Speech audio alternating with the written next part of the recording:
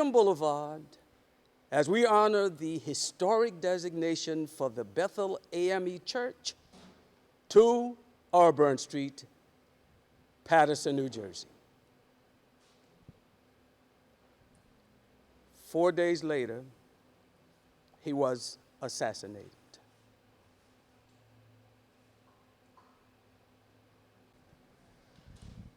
Welcome to Freedom Boulevard as we honor the historic designation for the Bethel AME Church, 2 Auburn Street, Paterson, New Jersey.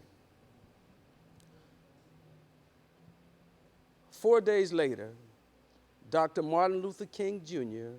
was assassinated.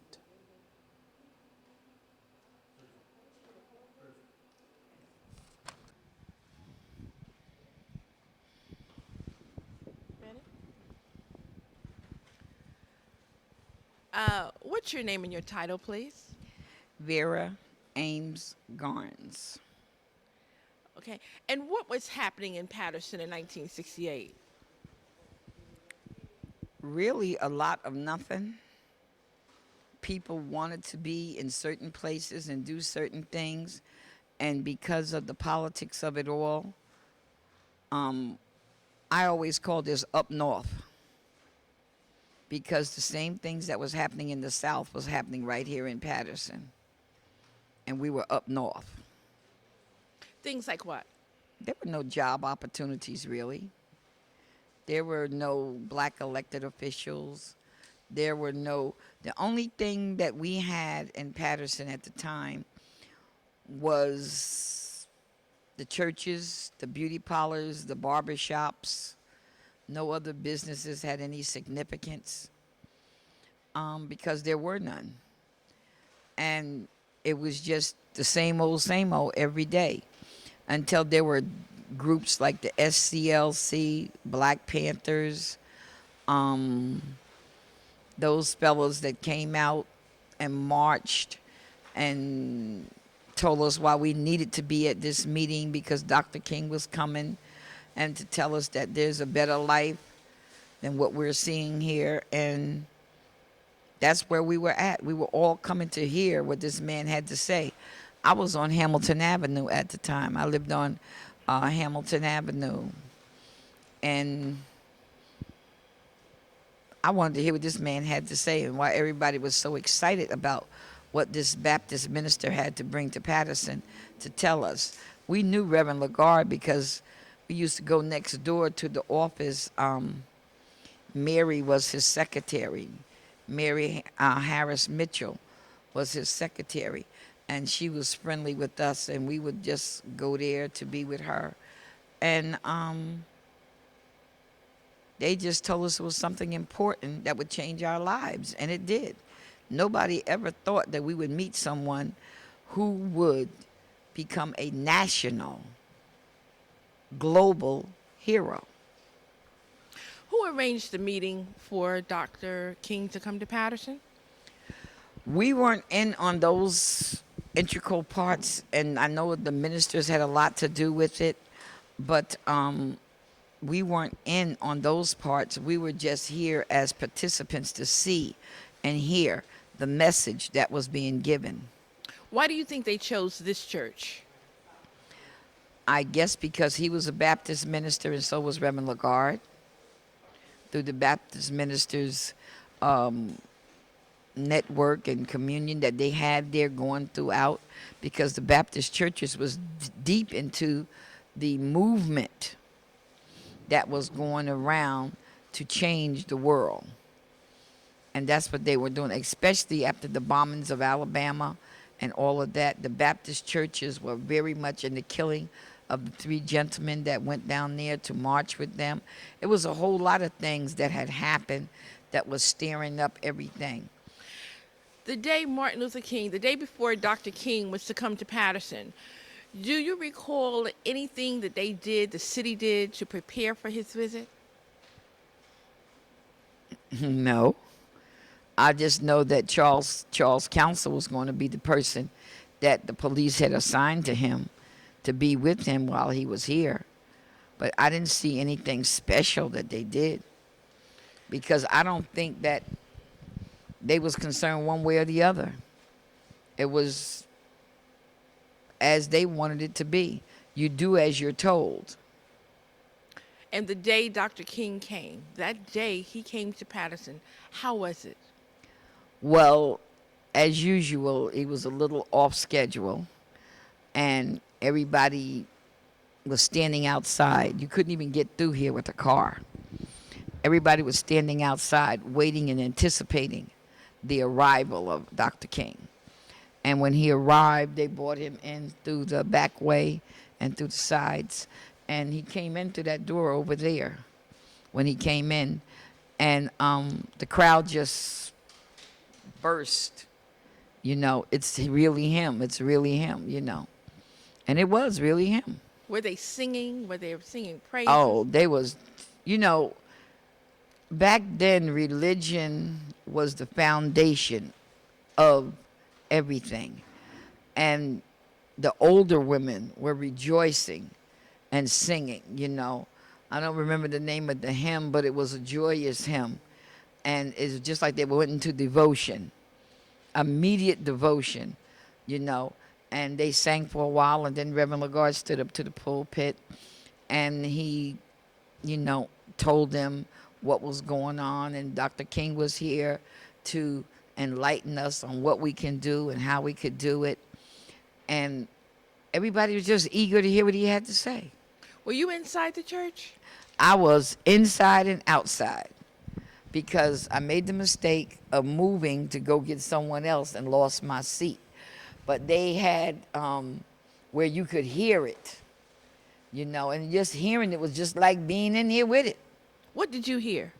I heard the man tell us that we had the right to a decent wage, that we had the right to decent housing. And he talked about the slumlords that was charging us all the money for these houses, and how poverty was a part of our everyday life. And we didn't even realize that we were poor, because we thought we was all right. We did not know that there was monies to be made beyond what my mother was doing day's work. And that means she cleaned houses for white folks up in Saddle River, Ridgewood, Allendale, you named it. That's what our folks did. We did not know that there were other jobs and opportunities beyond the scope of what we did on a daily basis. So when he left that day, what feeling, what was going through your mind? How did you feel? I remember saying, there's more to the world than what we see. Because most of us had migrated from the South, and we came out the fields. And from the fields of doing days work is what we knew.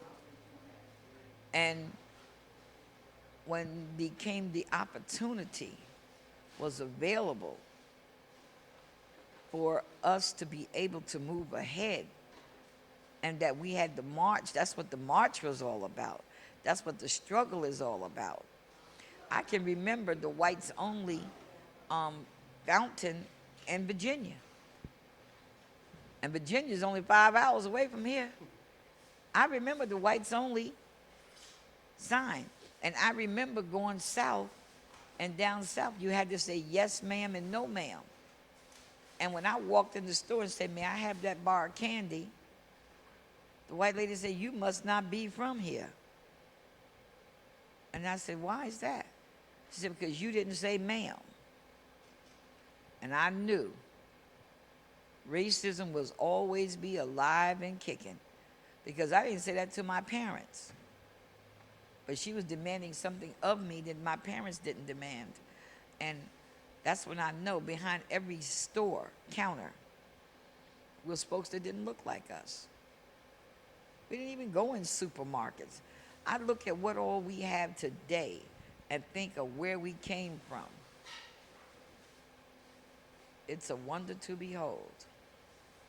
So when Dr. King left that day, did it inspire you to make any changes in Paterson?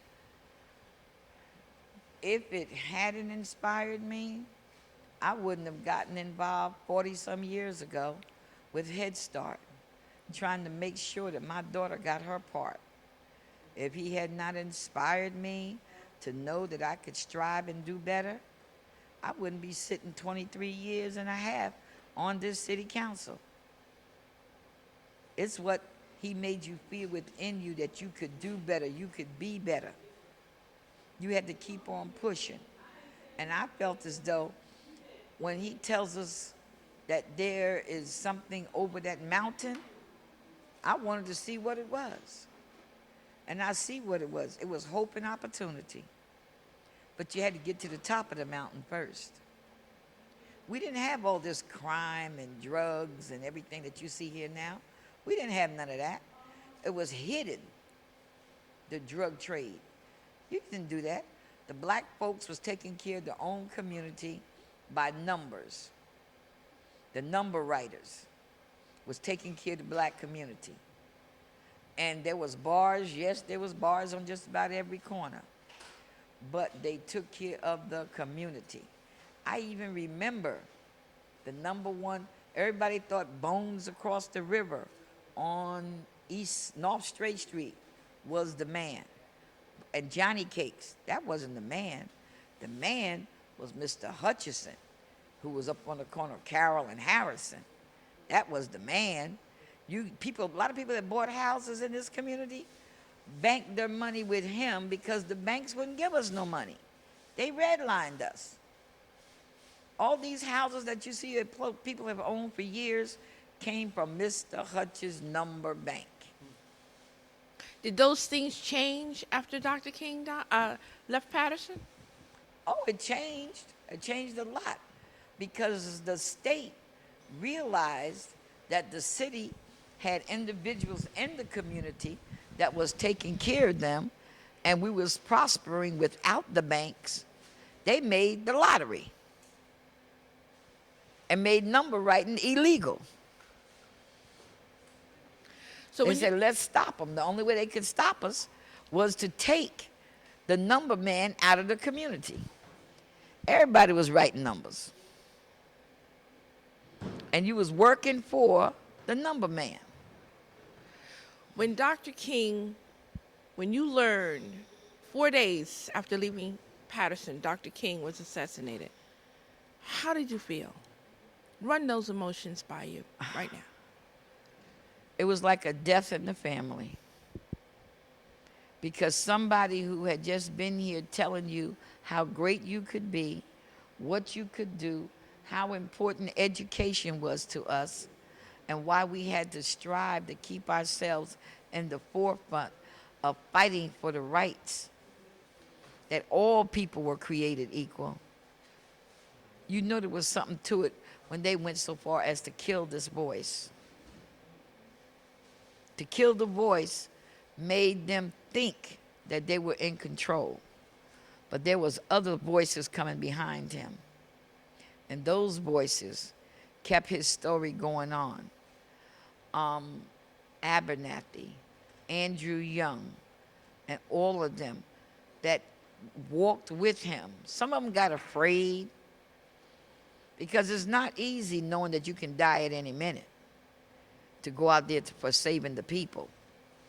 But the echoes of those voices and the marches and everything that they were saying gave us a sense of, we got to carry on. We got to continue to do this. That's why when they started to celebrate Martin Luther King Day, we started off with it from the beginning. Because we never wanted his legacy to die. Who were some of the voices in Paterson that were instrumental? Oh, they're all dead and gone. The ministers that was here, I often look back and say, where are the warriors? You had a Freddie Roberson. You had a Reverend Graham. He's still alive, thank God. You had a Reverend Douglas. You had a Reverend Tyler. You had, Reverend Curran. You had those folks that when they spoke, everybody listened. You had the Charlotte Cobbs. You had the Ansel Paynes. You had the Bill Hickses.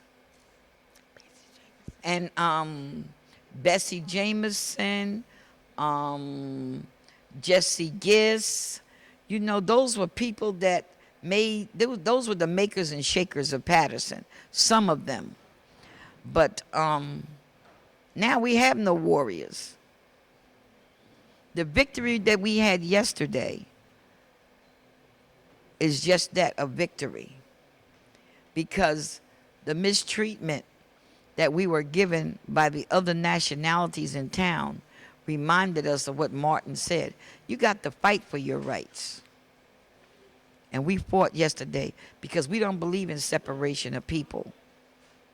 And when you try to separate the people come together. So therefore, we gained a great victory yesterday, which should carry on from the election back. Because as Obama said, the battle has just started. They thought we had won the war. We haven't won the war yet.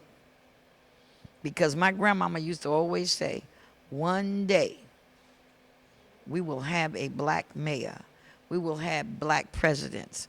We will have black senators and assemblymen and everything. And I can say, I've lived to see a black president. I can say, I've lived to see the second black mayor.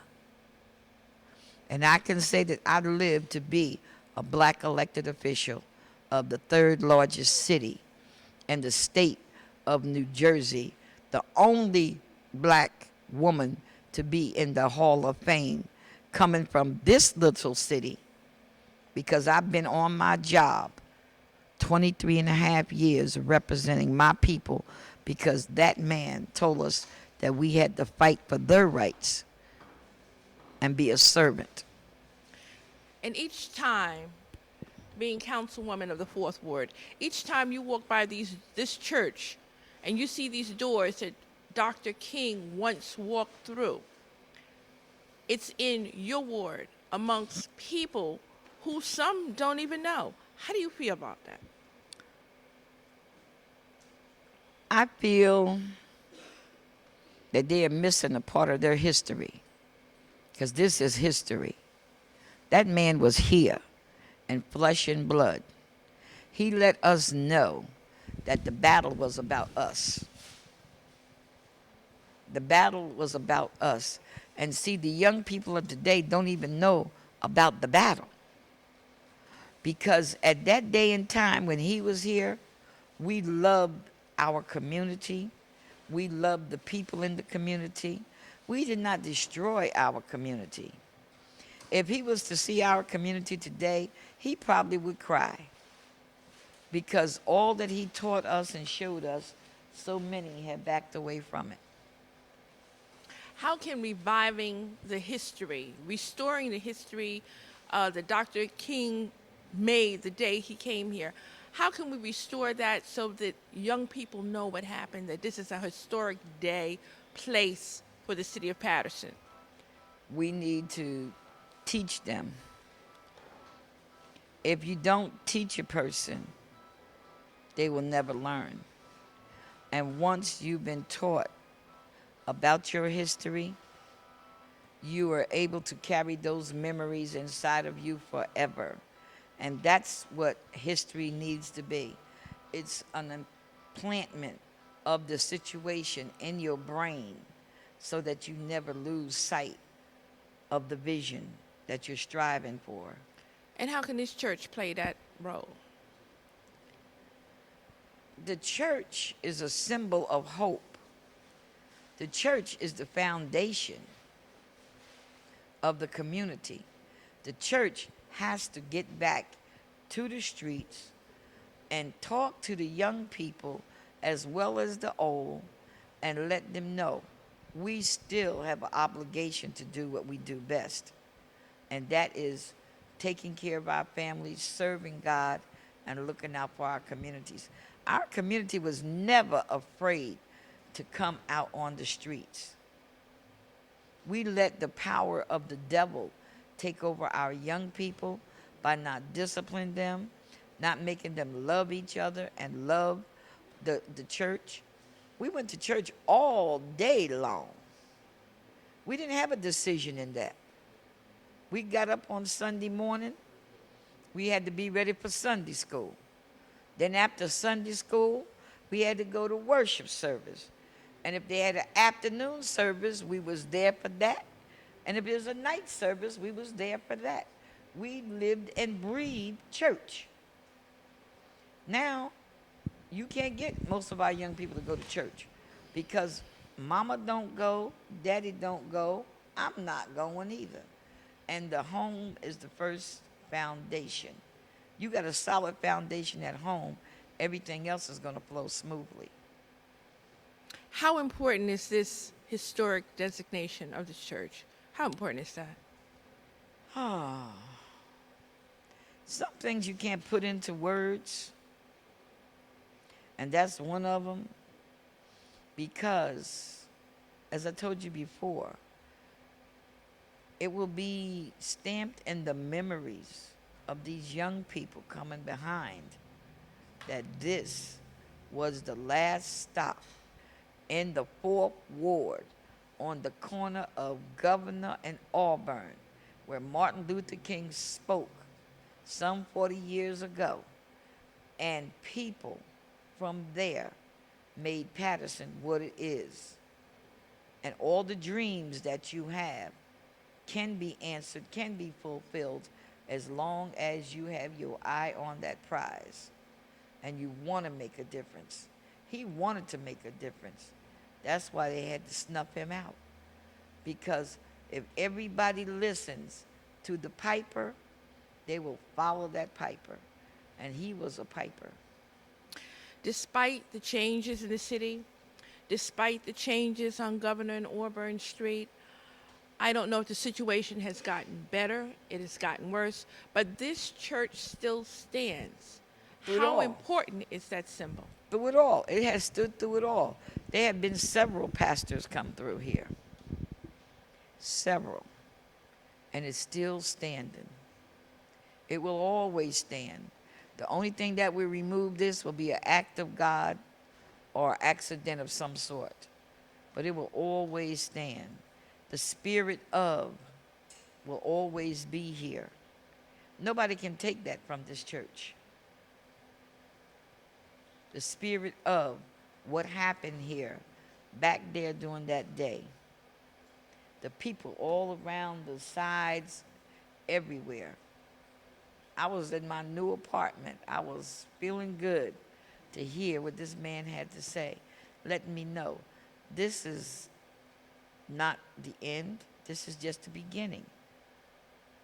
And I always wished I could have went to college and went to school like he said, but he always also said it was never too late. Because my mama couldn't afford to send me to college. So college was a dream that I never had. But I pushed it in my child and everybody else's child for them to go to college. That's why I don't have a problem helping the young person go to college, because he went to college, he graduated, he became a minister, he became not only a minister, but the ironic thing about Martin Luther King, when he was in the Birmingham jail and he wrote those letters and spoke about how his brethren did not help him, meaning the ministers, I could relate to that in even today's time. When you fighting a battle, you be out there by yourself. I can relate to what he said. Those who you think are going to be there with you and should have stood up for you, they did more talking down about him and talking against him than the folks that weren't with him. But that made him stronger.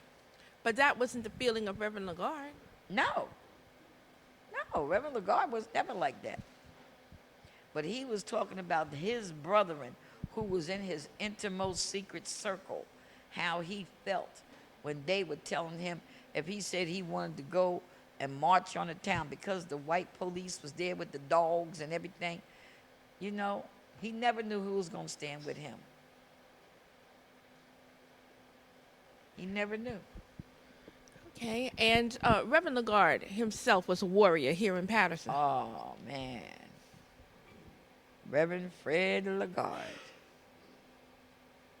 I used to laugh at him because he had this little walk. He never walked fast or speedy. He had like this slow stroll walk with him. And he he was a giant. His father was a giant because it was a generation of the Lagarde family coming on. And it was a generation. So, Yeah. brought Dr. King to Paterson. What was going on? I know that he was a warrior here. He wasn't well liked. What was happening here when he brought Dr. King here? I would say that he was ruffling the feathers of the powers to be. And the powers to be, I don't want to say it in this form, they had individuals in our community that could go against him. And he didn't want them to think that what he was saying wasn't the truth. Because folks was yes folk. Massa. Massa had control over a lot of us. Not us, the young people, but the older folks who could have made the difference. Massa was in charge. And Martin Luther King came to let them know, as Reverend Lagarde was telling them, you don't need massa to do anything. Economic development in your community can be done by you. You can build stuff, you can have stores, you can have the jobs, you can do the things. But there's always those Willie Lynches and Wilma Lynches that look out for self and was trying to beat the man down when he was trying to raise the people up. So he had to get some help. And he brought the help in. And the sad to say, we still got Wilma and Willie here today. After all these years, Wilma and Willie is alive and kicking. How do you see us overcoming Willie and Wilma? The Willie Lynch syndrome is a person that the white community or powers to be can use to disrupt anything in the black community. For instance, if you say it's black, Willie will send the message to you and say it's white. And they'll keep talking about it until you begin to believe what Willie wants you to believe. Now, we have many Willies and we have many Wilmas, but they're getting paid to keep disruption going in the community. Some people refer to it as a crab mentality. I refer to it as the Willie and Wilma Lynch mentality.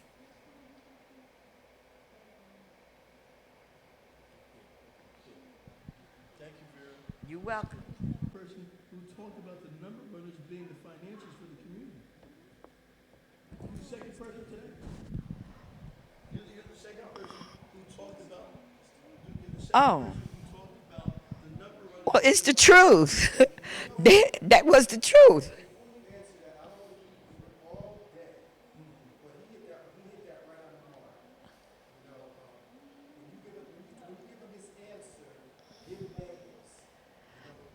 I did. Do it, repeat it again. Okay. I'll set it up by saying, ready? So, it's very interesting that you have said that the number runners have been the financiers of the community back in the day and how they finance the community. Yes. How I found out about the number runners and who they were was through my grandfather. My grandfather used to sit on the corner of Governor and Straight Street, Mr. Neil Satchel, who has been long gone. and he would give me a little brown bag and tell me, take it up here to the bar, which used to be Hogan's. And I would run up to Hogan's, and the man would be standing outside.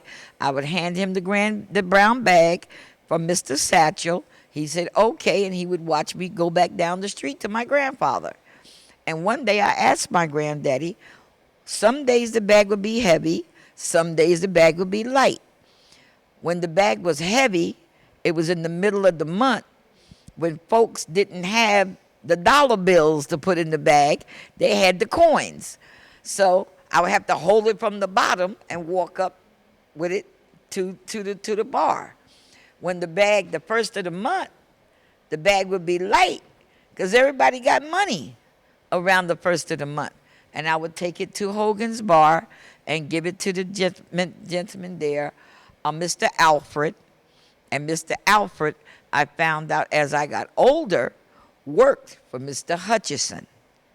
See, it was the man, and then it was the man that worked for the man, and then it was the man that worked for him. It was like a pyramid situation. There might have been 20 or 30 guys reporting to Mr. Alfred, and there might have been 15 to 20 guys reporting to Mr. Hutchison. All I knew is that Mr. Hutchison had the money. He bought the house, and the house is still there at 179 Rosa Parks. He's dead and gone, but the house is still there. It was the most beautiful house you wanted to see.